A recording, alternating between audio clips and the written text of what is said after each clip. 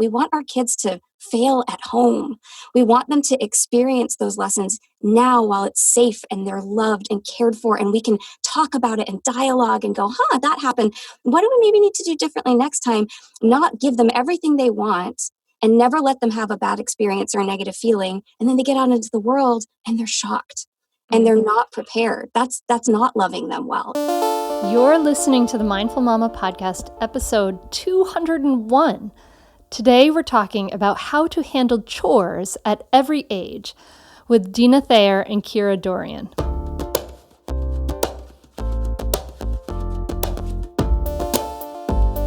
Welcome to the Mindful Mama podcast. Here it's about becoming a less irritable, more joyful parent. At Mindful Mama, we know that you cannot give what you do not have. And when you have calm and peace within, then you can give it to your children. I'm your host, Hunter Clark-Fields, Mindful Mama Mentor. I help smart, thoughtful parents stay calm so they can have strong, connected relationships with their children. I've been practicing mindfulness for over 20 years. I'm the creator of the Mindful Parenting membership, and I'm the author of Raising Good Humans, a mindful guide to breaking the cycle of reactive parenting and raising kind, confident kids. Welcome back, dear listener. So glad to connect once again, and a very special welcome to you. Of course, if you are new, rock on for you. So happy to be here with you. In just a moment, I'm going to be sitting down with Deana Thayer and Kira Dorrian. And they are the amazing parent coaches from Future Focused Parenting and the podcast hosts as well. And they co-host the Raising Adults podcast, which is so cool. And today we're going to be talking about chores. Dun, dun, dun, right? Like, we want this, right? Who doesn't wish their child would do more around the house? So we're going to talk about why we have to get over our hesitancy towards fostering responsibility and how to handle chores at every age and stage that your children are at. So whether you have young ones or older ones, this is a must-listen episode. So I want you to listen for a few takeaways. We're going to talk about building the link between responsibilities and privilege, what chores to give at what ages, and what to do when kids have resistance to chores. So we cover the whole thing, my friend, and I think you are going to love this episode. And as I offer this, I just want to let you know that there may be a few spots left in my coaching programs that are starting real soon in January. And if you would like to learn more about that, you can go to mindfulmamamentor.com. And this is for you to get the highest level of personal attention, accountability, and really there's nowhere to hide. So you become one of my VIPs. And we sort it all out. It becomes the work that changes everything. So if you are interested in that, please check mindfulmamamentor.com or email me at hunter@mindfulmamamentor.com to see if there are a few spaces left. And I want to let you know that we are going to be doing a brand new challenge that is going to be totally free for everybody. So tell your friends. It's going to be the 10-day Calm and Connected Challenge. And that is going to be starting on January 13th. So exciting. So go to mindfulmamamentor.com, make sure you're a part of it. And that way we can connect and take this work out of the podcast and into real life. All right. Awesome. So thank you so much for listening. I know you're going to love this episode. So let's dive right in. Deana and Kira, thanks so much for coming on the Mindful Mama podcast. Thanks for having us. I'm excited to have you. And you have your own podcast, Future Focused Parenting. You do parent coaching and things like that. And I'm so excited for you to talk to you about this because we're going to be talking about, giving our kids responsibilities. And I just I was thinking about this, and I'd like to ask my guests about this, I'd like to kind of set the stage a little bit. What was it like when you were a child? You could maybe take turns on this since we have two people here today. As far as the amount of responsibility you had, and now what do you maybe we can also then take it into like, what do we see as like how much responsibility kids are generally given today? So what was it like when you were a child? Either Deana or Kira, take it away. I can start. This is Kira. Hi. It's interesting because I would say that I was given a lot of responsibility in terms of trust. So my parents just put a lot of trust in me. There was this kind of unspoken thing that, if as long as you keep being trustworthy and responsible and honest and communicative, we're going to really give you a lot of freedom. So like I had no curfew. Parties were at our house, like those kinds of things. But it was really clear whether they said it or not that one mistake and that would go. So as I built trust, they just kept giving more and more responsibility. However, and I've talked about this on our podcast, I had no chores and it was so detrimental. Like it's one of the reasons I'm so passionate about my kids having chores, because I just grew up with no sense of that. And now as an adult, I'm like super begrudging every time I have to like wipe down the counters. And so it was amazing. They like did such a phenomenal job in this one area and then just kind of dropped the ball in this other area.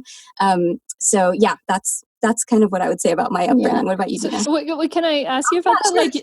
Like having no chores. I mean, so like you would be like hanging out, reading a book or watching a TV or something. Your parents would be doing all the work in the house. Like, did you have siblings? Did they have chores? Like, what was going on? Yeah. So I'm an only, and my parents got divorced when I was 12. And so I think that was a part of it, was really, I think, around the age that maybe they would have even been thinking about me having those bigger responsibilities like cleaning the house. They were maybe mollycoddling me a little bit because they just split up and it was like, oh, don't make her life harder,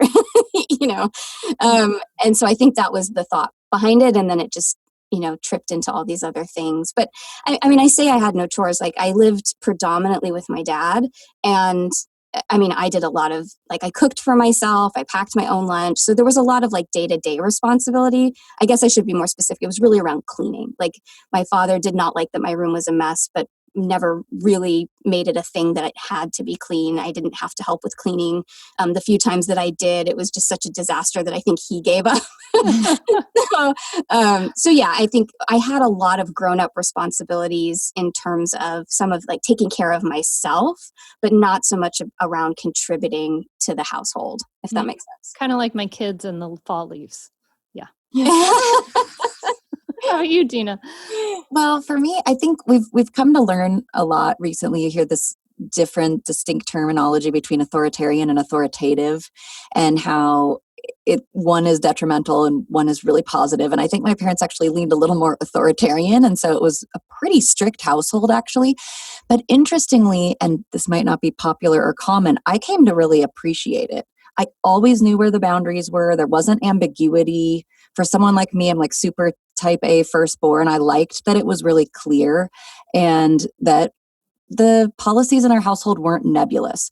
So even though I would say it was a pretty strict environment, it was positive for me, and I don't resent it or have hard feelings coming out the other side. I did have chores and I also had some expectations around like grades and things like that, but I can genuinely say overall it was positive. I don't feel feisty about it looking back on it, but they were definitely the boss, I guess, is what I would say. Now, you mentioned the difference between authoritarian and authoritative, and I don't talk about that very much because I find that using those terms like really confusing because they both start with the same darn syllables. So just to be clear and specific, like authoritarian is where the parent pushes down all the rules and says that you do these things and gives punishments if you don't do those things. And authoritative is, I don't know, how would you, I mean, I think of mindful parenting as authoritative when I've learned it, but I have a real issue about that word authoritative because I feel like it's a very clear word. Well, and it starts with the word authority. And I think sometimes people bristle at that a little bit. And so I can completely understand that. So that is really important that you make the distinction. And I think authoritarian means a little more like dictator style, maybe if we're really calling it what it is, just hey, it's the parents' way or the highway kind of a thing. Whereas authoritative parenting, it's still really clear that the parents are the leaders in the home. They're setting the standards. They're putting some boundaries up. But it's really a sense that we're all a team and that the children really do have a voice, and you can still be a very emotionally intelligent parent and be authoritative. It's like, yes, I'm the leader, but I'm leading you in love. It's not just I'm the boss and that's the way it is. So there is a distinction there. But you're right. I think those terms can be tricky. So thanks for clarifying. Yeah. I think of authoritative as like we're all kind of getting our needs met, and we're taking into account everyone's needs. But yeah, I don't like that word. So nowadays, right? So there's kind of a, like, as far as responsibility, chores and manners and things like that, like, what do you see kind of the general lay of the land now as far as that goes? Because we've kind of been going through, like, there's this like helicopter parenting, we're all very worried, we've got like anxious kids. Like, what do you kind of see as the lay of the land now around that? Yeah, and I think what you just said about the word authoritative and and that distinction captures it, because I think there is in some ways some hesitancy toward fostering responsibility because, well, is that mean? Is it going to be too repressive on my children? Is it going to really stifle who they are, not let them walk into their own uniqueness and all of that? And I think there can be some hesitancy around that. And really what we're all about is saying, those things can be really positive, and it's really not whether they're done, it's about how they're done. And so I think sometimes, unfortunately, people will just err on not doing it at all and kind of miss this opportunity to create responsibility by having things like chores and boundaries and things like that, when really there's this amazing opportunity to, by the way we do it, foster responsibility, but really in a loving way. Yeah, I mean, I think that one of the things I see even with my 8-year-olds is that the years of giving responsibility, but also then them earning privileges. So the idea that, like, as I get more and more responsible, I also get more and more freedom because I've earned it by showing how responsible I am. There's such a loving trust between us. And they know that if they come to me, I'm going to believe what they say. They know that if they are falling down in an area, we're going to work together to get things back on track. There's just a safety in it and a sense of pride for them, like a pride of ownership that I think when what Deana was saying is absolutely true. Like in terms of the lay of the land, I think we've swung so far away from, setting boundaries because we're scared that we don't realize that actually sometimes those gentle boundaries make our children feel empowered and increase the relationship between us. Yeah, we often say that boundaries essentially say 3 things. I've got you, you're safe, and I love you. And why would we not want to do that, right? Yeah. I can see my husband I'm like more of a boundary setter, and my husband is like has trouble setting them, so I'm gonna have to like play that little clip back to my husband. But you bring up a good point, like about chores and things like that. And a former guest I had on, Julie Lithcott-Haynes, who wrote How to Raise an Adult, like she brings up like this studies, and like there was this huge longitudinal Harvard study that showed that the biggest predictor of success, like and it was followed people over like many years into their elderly age, was whether they did chores as a kid or not. That was like the number one predictor of success. It's really interesting. Well, it doesn't surprise me because what do chores teach? They teach a commitment to the team, right? They teach follow through. They teach responsibility and hard work, and they teach grunt work, which honestly, for anybody who's successful, I'm sure they would all agree they had to do a ton of grunt work. And so making peace with that and going, sometimes I'm just going to have to do the grunt work to get to the bigger reward, whatever that is. And so in a family, that's the bigger reward of having privileges and freedom and trust and all those things. In adulthood, that's the bigger reward of a successful business or a big promotion, right? But it's all linked. And it's super positive too, I think, even in removing or reducing, if not eliminating, the us versus them. Because your kids see, oh, we're in this as a team. We all work together to keep the house running smoothly. So you get really this team dynamic too, and your kids don't feel like, oh, well, they don't have to do it, but they're just putting it all on me. It doesn't create a battleground. And I really love that too. It just sets up such a great team dynamic. And it can lead to a lifelong resentment of doing dishes. That was like what when I was little, my brother and I had to we didn't have a dishwasher, and we had to every week, he was either the dishwasher or I was the dishwasher. I had a great resentment. And it's funny actually that now I'm kind of the main I do a lot of dishwashing in the house. You got good at it. I guess I am good at it.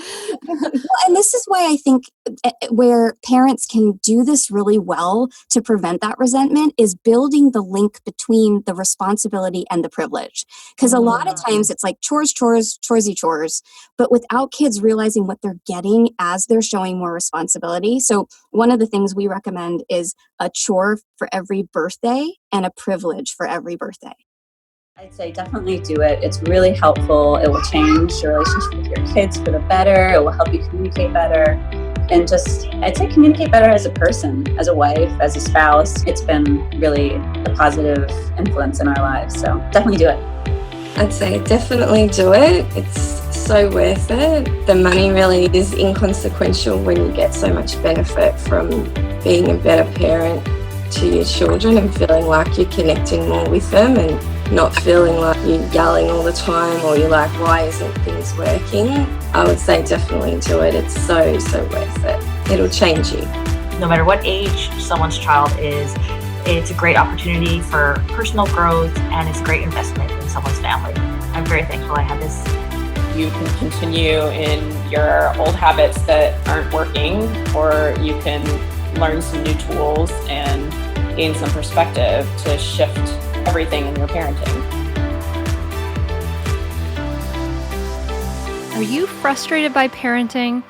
Do you listen to the experts and try all the tips and strategies, but you're just not seeing the results that you want? Or are you lost as to where to start? Does it all seem so overwhelming with too much to learn? Are you yearning for a community of people who get it, who also don't want to threaten and punish to create cooperation? Hi, I'm Hunter Clark-Fields, and if you answered yes to any of these questions, I want you to seriously consider the Mindful Parenting membership. You will be joining hundreds of members who have discovered the path of mindful parenting and now have confidence and clarity in their parenting. This isn't just another parenting class. This is an opportunity to really discover your unique, lasting relationship, not only with your children, but with yourself. It will translate into lasting, connected relationships, not only with your children, but your partner too. Let me change your life. Go to mindfulparentingcourse.com to add your name to the waitlist, so you will be the first to be notified when I open the membership for enrollment. I look forward to seeing you on the inside. mindfulparentingcourse.com.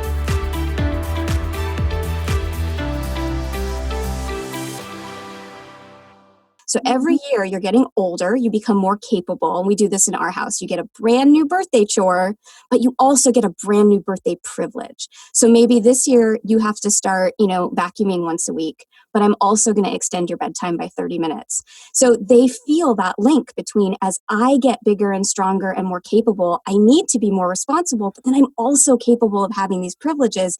And so my kids are excited, bring on the chore because I want the privilege. Yeah. Oh, wow. Do you talk about that? Do you ask them in advance, what is the privilege they want? What is the chore they want? Do you have those conversations? The chores have always kind of been based on what I see that they're suddenly starting to either do themselves or are becoming capable of doing. But the privilege, we'll definitely talk about here's what I'm thinking for your birthday privilege this year. What do you guys think? What do you want? Let's work together. One of the things I know both Deana and I say in our homes is your opinion really matters to us. We're going to make the final decision, but we really want to hear your input first. So we'll dialogue about that. And so they're invested. They're like, I can't wait my daughter literally wakes up on Saturday mornings and is like, I can't wait to wipe down the windows. I'm so excited to do it because she knows it comes with this privilege. So it's so beautiful. And just a practical thing that we talk about that might be helpful is Kira talked about watching for what they've become capable of. So she knows what to hand them. Oh, I think they might be ready for this year. And so we also talk about this really great little helpful process that can show them a new job. And it's called I do it, we do it, you do it. So the adult demonstrates the chore first, like making the bed, for example. And then they might pull it all apart, and then they do it with their child, kind of helping them along. And then the last step is the child does it. So they've now had a practice round, they've watched it be done well. And that really removes a lot of frustration too with, oh, you got a new birthday chore, but you kind of stink at it. You're not really doing it right. And so it's a great opportunity to really show them how it's done well. And then they get to own that responsibility going forward. So that's I do it, we do it, you do it. It's a good little system. I like that. That's a lovely, concise way to put that. So this is cool. So my daughter's going to be 13 and she's really angling for a phone this year. And so I have to think about what is the chore that comes equivalent to like a phone privilege. That would be a big one. Yeah, what's the corresponding responsibility for that? There might be several chores for that one. I think it might be. But let's take a step back in time and think about like when can kids start helping out and start having responsibilities in the house, and how do we cultivate responsibility at the youngest stages? Yeah, well, they can start really young. I mean, we're talking toddlerhood, and there's things like, say, sorting the laundry. Even once you've learned to count with your children or they've learned colors, they can pull out things that are white. I mean, that's something really easy that my kids could do when they were like 2. So they can definitely start young, and we encourage that. I think the birthday thing, I know Kira started it at 4. So, you might wait a little longer for a more complex system around it, but they can definitely help with little things, especially if you're using, say, plastic plateware. They can clear their dishes even when they're really little, because there's nothing that they would break if that goes wrong, and things like that. So there's definitely simple ways you can incorporate them even before those preschool years, which is really nice because you want to set this foundation early. Yeah, you want them to never remember a time where they weren't an active participant in the household. Ideally, right? If we're starting early on, that we're setting the tone for, and that's how we encourage parents to dialogue about it. Not like go do your chores, but when the chores are done, thank you so much for participating in keeping our house running. Like I love that we all work together to do that, to keep our house clean, or whatever the case may be. Thank you for helping me. When you help me, it makes me feel so good, and I love that I get to help you with X, Y, or Z. So creating this idea, just like Deana said, if we're all in this together, you set that from the youngest of ages. And here's a great side bonus when you're modeling that appreciation. Hey, thank you so much for helping. I really appreciate that. That really fills my tank when I'm not doing this all myself.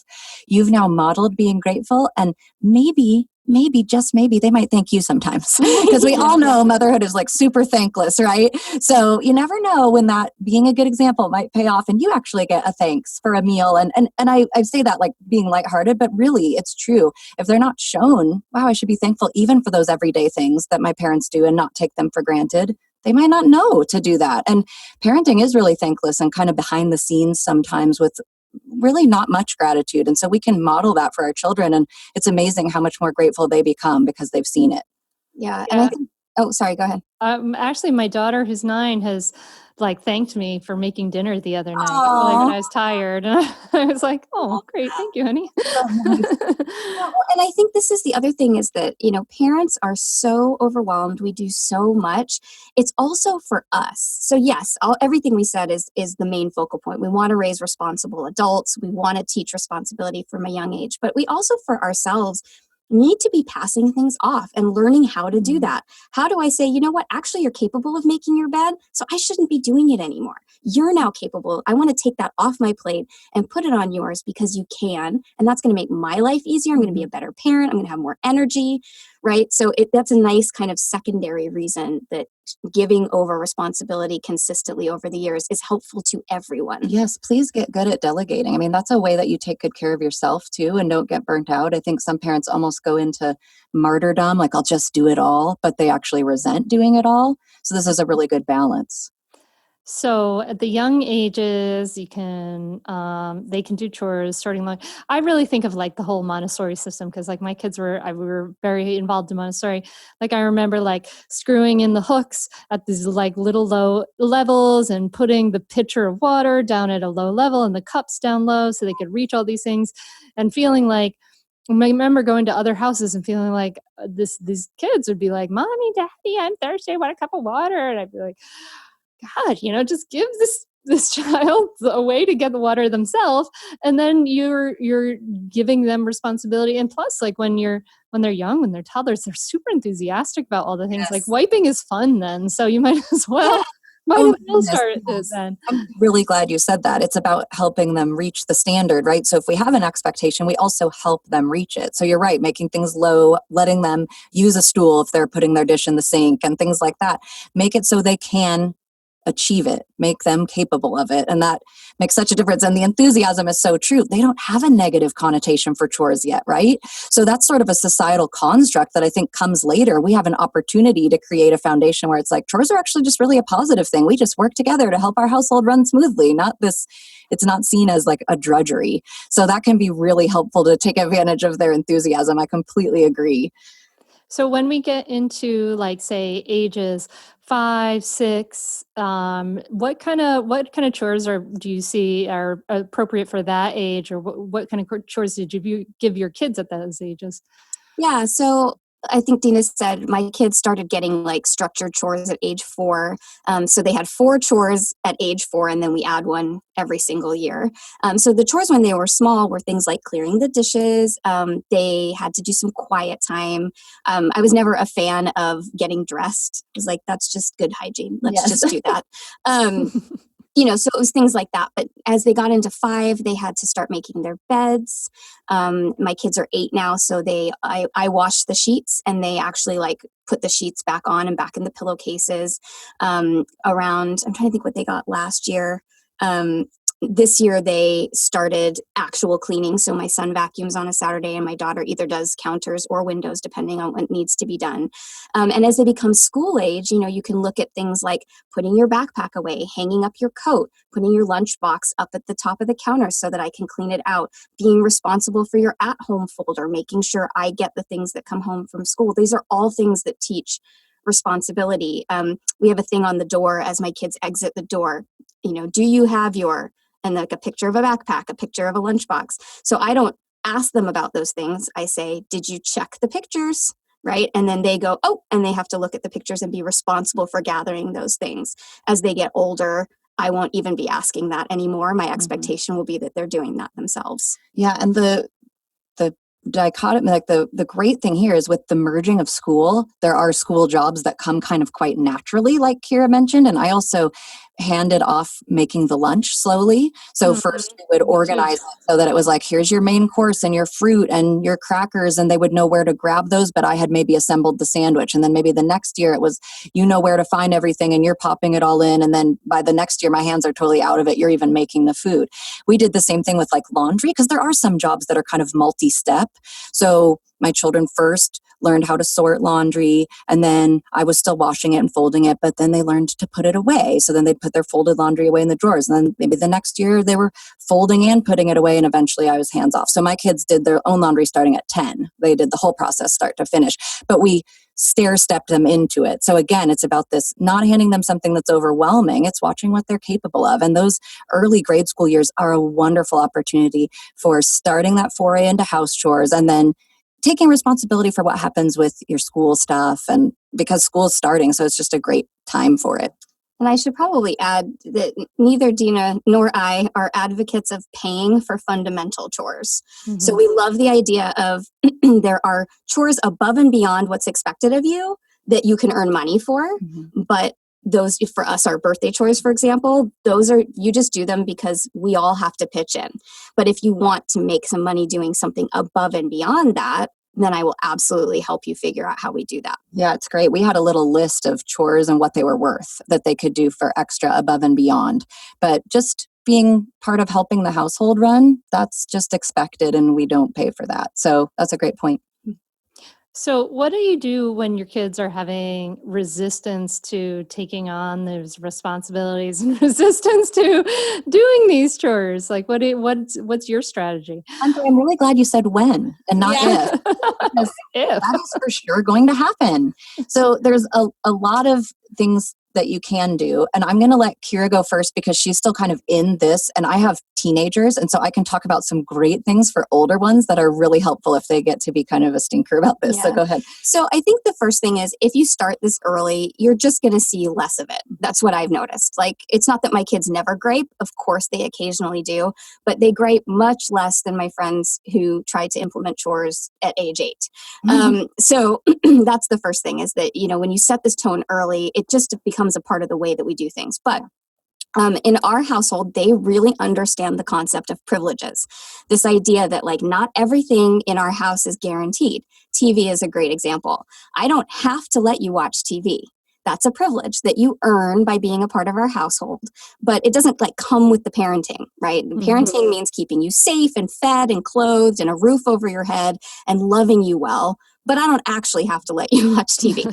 So they know that the way they get the privileges is by showing the responsibility. So the few times that they do gripe, I've just said something simple like, I'm really sorry that you don't want to, do your responsibilities to participate in the house. Your privileges are a result of those. So I'm not going to be able to let you watch TV today unless you get that done. And that usually does it. We talk a lot about currency, which I think you're probably going to talk about, like finding your kids' currency and using that as a means of just helping them understand, consequences. Like every action we have has a consequence, good and bad. So I'll let you talk about teams. So I just want to interrupt here for a second because when we teach about like rewards and punishment, and we see that like rewards and punishment aren't really that effective, right? Like as far as parenting goes. And then a lot of people have this question of like, well, if they're not earning their privilege, is that a punishment? And therefore, like I should kind of avoid it. And I know my own sort of position on that, where is similar to you. It's like, really the idea is first we do our responsibilities, then we do our fun stuff. That's kind of the way I think about it. And that's just how it works. And we have to kind of get these done before we do the fun stuff. So I don't think of it as like, I am punishing you by your screen time. So I don't know. What do you think about that? No, I don't think it's punishment at all. I think it's a life lesson. Because the bottom line is, if I don't pay my electricity bill, I don't get to watch TV. If I'm not being responsible, there are consequences for that. So all we're doing as parents is kind of setting that same tone. Oh, absolutely. And this is a perfect segue into the older ones, because it is such a foundational lesson to learn that, when I choose this, here's what comes with it over here, good or bad. When I choose to do my homework, my grades are pretty decent. When I choose not to do it or I turn it in late, my grades are going to suffer, or I might have an issue with a teacher. And then there might be other privileges that go out the window. So to me, this really doesn't feel punitive. It feels like actually letting them own, you're welcome to choose not to do that chore, but here's what comes with that. And here's what happens as a result. And so for me, now that I've moved into having older children, older children, oh my goodness.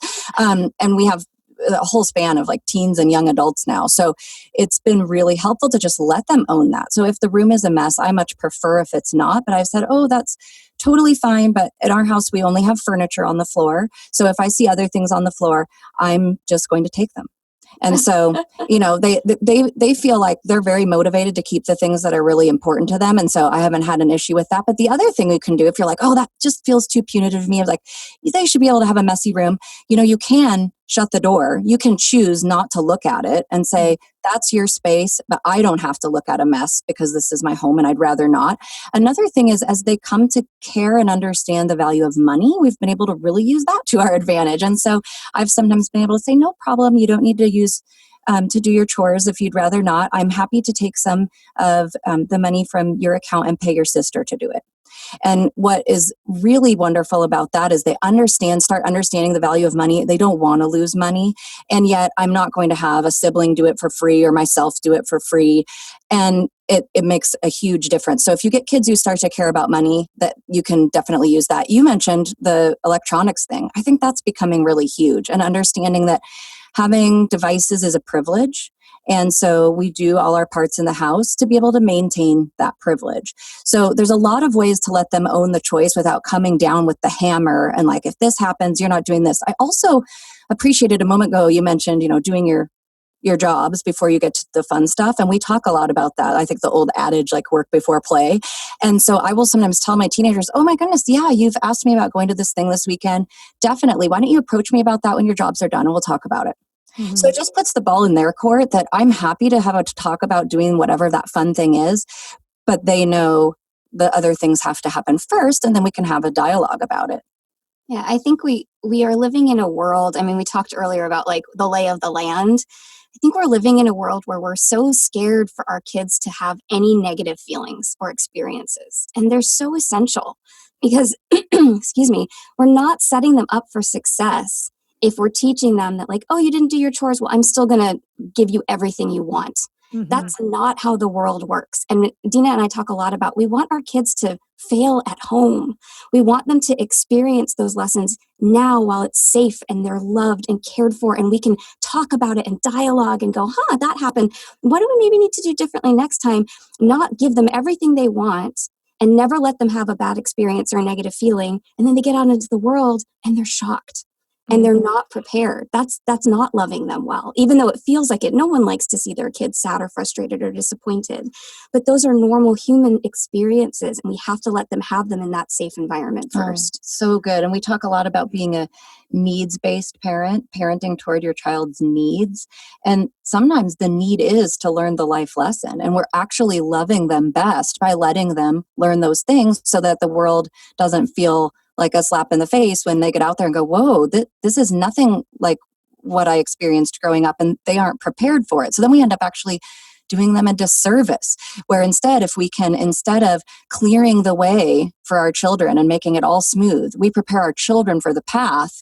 They are able to go out in the world and go, oh, yep, this makes sense. I remember when I choose this happens, and I learned this responsibility, or I know that sometimes I'm not going to feel great about what happens, and that's normal. We've actually done them such a favor to show them how the world works. And so that's where it really isn't punitive. It can really be loving.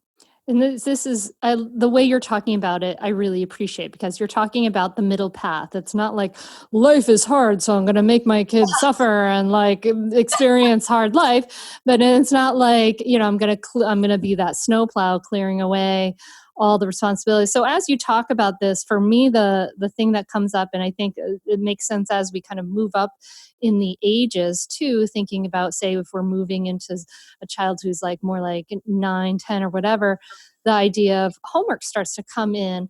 And personally, and I get a lot of resistance to this idea from my mindful parenting members, but homework is not, in my world, homework is not my problem. Homework is their responsibility. And I would, you guys are nodding vigorously. Tell me a little bit more about like this. And I think about it with this idea of like it being okay to fail and learn that lesson. Is it okay for you to let your kid not do their homework and suffer the consequences? Talk to me a little bit about that. Yeah, please let your kid have that experience. We would absolutely advocate for that. I think that what happens is, you mentioned helicopter parenting and how there's this like major sway to go away from that. And we agree, like we're actually the opposite of that. But I think sometimes people don't realize that by like, how do I want to say this? I think there's a different way of helicoptering that's actually not parenting, right? So by not wanting any negative thing to ever happen to them and always trying to make their life as happy and joyful as possible, you're helicoptering because you're being this hovering protective over their feelings and their experiences, even if you're not up in their grill all the time. Does that make sense? Yes. To quote the great philosopher Dorrian, if you never let anything happen to them, you'll never let anything happen to them. And so, yes, we think sometimes if we just don't let any bad stuff happen to them, that's somehow doing them a favor. But with the homework example around these, 9, 10, getting into these tween ages, it becomes critical to go, I'm going to let some things happen to them. Maybe it didn't get turned in on time and they get to see what happens as a result. Mm-hmm. Yeah, I mean, I think that is mindful parenting. That's what you're talking about, right? Being mindful of the long game. That's like our thing. We have to think long term. What decisions am I making now? How do they impact my adult child when they're grown? And so that's part of being mindful, is thinking, I'd rather they make that mistake now and they get an F or they lose points and we can talk about it than I'm doing it all and making sure they get all these perfect grades, and they get out into the world and they have no idea how to manage themselves. And how to manage failure at all. Yeah, awesome. I'm glad to hear that confirmation from you guys, because it can be such a tough question and it's so fearful that it just brings up. And then what we have to recognize, for your listener who you have, as you're hearing this, you're like going, oh my God, and clutching your chest that I can't let my child not do their homework.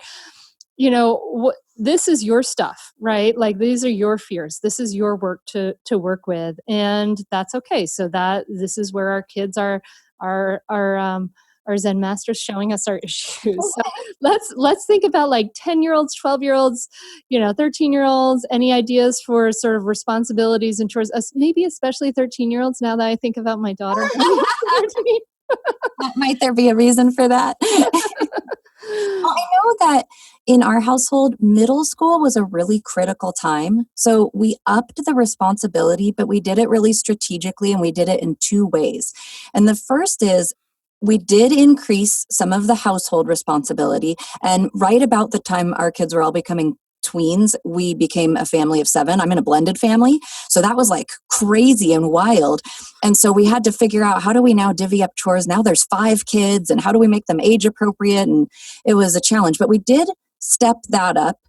And then secondly, along with that, we stepped up relational responsibility. So what that means is they'd been learning from a young age, at least my 2 biological kids, about, problem solving and what happens when I'm having a disagreement with somebody, and how do I approach an adult if I have a problem with an adult. And we started to step that up.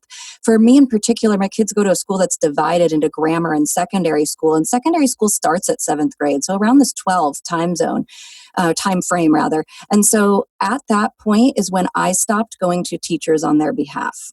So they had to do the relational work if they maybe didn't like a grade or didn't understand an assignment. Now, I made sure to let them know, I'm here for you. I've got your back. If you try that first and you're not making progress and you need me to come step in, absolutely, I'm here for you. Again, that message of I've got you. But I had them start to take some ownership over their academic career in that way. And that meant even at home too, if, hey, now I have a step parent, and we really worked on not saying, you're not my dad, but saying, I didn't like that you said that to me. And how could they take more ownership of that in those teen years? Now, that absolutely works in a biological, intact first marriage family too. So you can start to talk to the adults in your world and say, that didn't make me feel good when that happened. Could we talk about it? So we stepped up, yes, these logistical responsibilities, but we also really stepped up relational responsibilities and how much ownership they took for problem solving with people, if that makes sense. Can I ask you a question about that? Because as I kind of think about, this is purely selfish, my daughter going into 13, she's like this kid who's really into a lot of things. She wants to do scouts. She wants to do this chorus thing. She's doing all these things. So she kind of has like a full life. She does piano. And I actually think that, I'm actually kind of coming around to realize, like, as the teens, especially now, they need those groups and things like that. So that I feel like that's good. But then I feel like, okay, well, if I think about responsibilities around the house that I want to add on to her life, like, she's got so much going on. Like, I kind of feel a little bad myself, like saying, like, well, now you have to rake all the leaves. Like, you know what I mean? Like, so I actually love that. I'm so glad you're grappling with that, because this is also a great time to start figuring out time management and where do I fit things when I'm busy. That is a life skill they will need their whole life. Look at us being parents and having businesses and, recording a podcast, and we have to learn where to fit things. So it's actually a great skill to say, I recognize you have a really busy world. However, you're at the age now where I need to add this particular responsibility. Let's talk together about where we could fit that. Is there a day of the week where that might work better? How can we talk about it and make it work? But time management, great thing to be teaching. So kudos to you for thinking about that, because that is important, even when you're busy. And it's all the more reason not to say no to it, but to say yes to it. Did you? Yeah, you had something to say? I was just going to say, what I was going to say was, well, Hunter, I'm sure you have a very full and don't have time to rake the leaves either. And exactly what Deana just said, that, like, the reality is that when she gets into adulthood, she's going to be hopefully living a full and happy life, which, you most likely are. And that's great modeling, right? Like, okay, well, I actually can't, because I also do this thing that pays the bills, and I do the grocery shopping and blah, blah, blah. So we're going to have to figure out how you get to be a part of that, and you get to learn all this great stuff that's going to set you up for success. But the dialoguing, it cannot say it enough how important conversations are.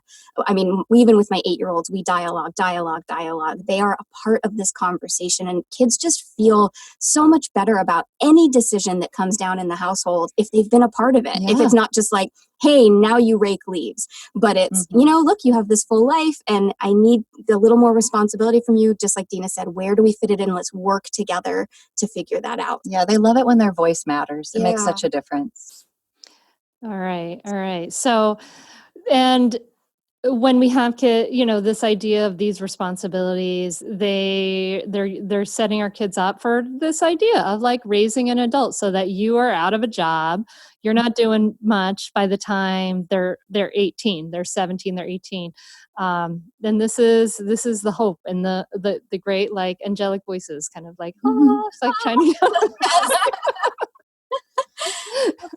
What you have in your house. Yeah. So what we do in our house is at 16, or when responsibility shows, but it's usually around there, we actually don't have any more rules. And so they know from the time that they're about 8 or 9, they know they're working toward that. And it comes from two really important things. One, I completely agree with you. I'm hoping to work myself out of a job. It's why we call our podcast Raising Adults. I'm not super interested in a 30-year-old on my couch.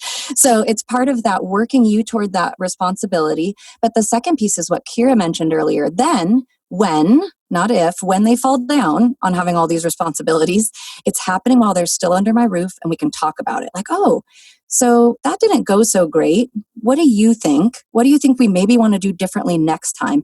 I mean, even down to things like curfew, because if they're 16 and there's no rules, it's not a curfew. But we do talk about things like, well, what do you have going on tomorrow morning? How might that inform when you want to be home tonight? So it's really great. They have all this freedom, but they're able to practice making good decisions. And so they get to do the decision making and flex that decision making muscle in a really safe environment for when a mistake happens. And then that way, it's not like the first time they've experienced independence as freedom is while they're hundreds of miles away from me at college or what have you. So it's been a really helpful framework. They know that independence is coming, that they so long for, but that it's going to be safe if it doesn't go great sometimes. Yeah, I was going to say, are there boundaries around that? Like, what if then they start staying out all night, like all the time, and they're not helping out around the house, but they're like, well, I have no rules, so it's too bad, Yeah. How do you deal with that? And I would agree with Kira. I think partly because the foundation was laid, I haven't really seen them take advantage of it, but they actually do know that they still have the courtesy boundaries, meaning you live in a home with other people. So if you come in at dark 30 and you're noisy, that's actually really not kind to your other family members. So it's things like that, thinking about consideration for others, thinking about their other responsibilities. And of course, they know that those things go hand in hand. So I'm able to offer you this because you've shown me responsibility. Yeah, as the child who was parented this way, because as I said at the top, that my dad and my mom were really, this is how they parented. You have a ton of freedom. There's no curfew, no rules. You don't want to mess that up. You value it. You feel like you've earned it. The message is, I can do this because you have shown me time and time again that you are responsible. You get this amazing thing that none of your friends are getting. And how incredible. And I can tell you the last thing you want to do is mess that up. Oh, yeah. They value it so much. And I can tell you, my daughter just went to college this fall, and she has said to me time and time again, I'm so glad you did that, because I have friends here who are going off the rails because it's their first time really having freedom, and they're just drunk with the freedom, and they're doing all these crazy things. And she's like, sure. I'm kind of like, this isn't new to me. So all she's adjusting to is academics and living in a dorm, not also I'm the boss of my own decisions. She's used to that. And she's really grateful that she had time to practice that while she was still at home. Wow, this is like a really unique idea that I have never come across before, that I'm really going to have to like wrap my head around. I think it's kind of like, and I'm really intrigued. I think it's almost like in some way, like kind of like giving, your child like the glass of wine at 12 at Thanksgiving. So it becomes this like boring thing you do with your parents and not such a big deal, and that you know how to handle or something. It's not just this creepy thing you do at the cemetery. It's always a cemetery, right? Oh my God. And here's the thing, kind of bringing it back to what we said earlier. I think that when we swing in this direction when our kids are young to like being super free range and not teaching responsibility and not wanting them to suffer and all this stuff, then it's the reverse of what we want. We want to be setting those boundaries when they're young so that as they grow and get older and more comfortable and confident and they've learned all these great lessons, they are ready to launch at 16 and try that out. Whereas if you do it the other way, if you give all this freedom when they're like 3 or 4, like it's cool if you hit me, it's cool if you use inappropriate language, it's cool if you speak rudely to other adults, and you're not setting those boundaries, then you're doing it backwards. They're little. Mm-hmm. You need to teach them. We have to set the tone for here's what it's going to look like. And now there you go. You did it. You earned it. Yeah, I'm so glad you said that, because this is just a little thing I want to piggyback there too. With teenagers, then you also can avoid, or at least I would say reduce, if not eliminate, resentment. Because when parents give all the freedom young and then have to rein it in because they're like, oh, wait a minute, I actually gave you too much. I'm going to take that away, take that away. Now they're just resentful, bitter, and more likely to rebel because they're so frustrated that the fences are closing in rather than widening. So we really want to parent in a way that gives increasing freedom as they grow older and as they demonstrate increasing responsibility. So it's like a funnel that gets wider as they get older. You don't want it to be shrinking or everyone's going to feel resentful. Thank you for saying that far more articulately than I did. I don't know about Yeah, no, I think that makes a lot of sense. This is so cool. So this freedom and responsibility and privilege going hand in hand, and really linking it in their minds. I think this is so wonderful and so valuable. I know this the listeners are really gonna get a lot from this, and maybe re-listen again at different stages in their life. This is so great. So thank you, Kira and Deana, for taking the time to come and talk to us about this, because I think this is giving us a lot of food for thought. For me, this whole no rules, I got a little question mark here. I'm gonna be thinking about that. But thank you so much for coming to talk about this. So where can people find your wonderful podcast, where you had recently had a really fabulous guest on? Oh my gosh, we had the most fabulous guest on the podcast recently. Her name's Hunter. So our podcast is called Raising Adults. Not surprisingly. Not surprising. And it's on all major podcast platforms. And then we have a website, futurefocusedparenting.com. And we have some online courses on there as well. So we have a whole fundamentals program breaking down our philosophy. Deana's got a great one on infant sleep. And then I have one on fostering emotional intelligence in kids, because that's my jam. And then what else is on there? Workbooks that we have and all sorts of stuff. So you can find all sorts of stuff there. And then our handles for social media are at Future Focused Parenting with an ED focused. And we're on Facebook and Instagram. All right. So if you enjoy this podcast, please hit up Kira and Deana and me and tell me what you think. Thank you guys so much. Thank you. Thank you for having us.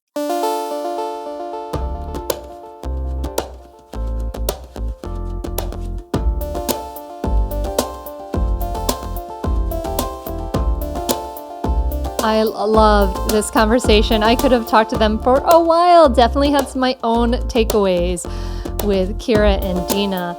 They're so wonderful. So I hope you maybe re-listen to this podcast and share it with your friends, because this is so, so valuable. Just want to remind you that I am going to be holding the brand new training, Calm and Connected 10-day challenge. And it's going to be starting on January 13th, 2019, if you are in the future, and going for 10 days. And we are going to help you become calmer and more connected to have better relationships with your kids. And it is totally free. So I hope you'll join me. Go check it out at mindfulmamamentor.com. And I can't wait for you to join me. And other than that, my friend, I hope that you have bought Raising Good Humans. I hope you're leaving your Amazon review, all those wonderful things. And I want to say thank you to everybody who has left me feedback and supported me with all your positive messages. They mean so, so much to me. You have no idea. I really, really appreciate that. And I wish you, wherever you are in your journey, whether you're struggling or whether you're in a good space or wherever it is, I wish you some peace. I wish you, loads of compassion for yourself, because it's not easy. It's hard. And I wish you peace and joy this week, my friend. Thank you so much for listening. I'll be back with you next week. Namaste.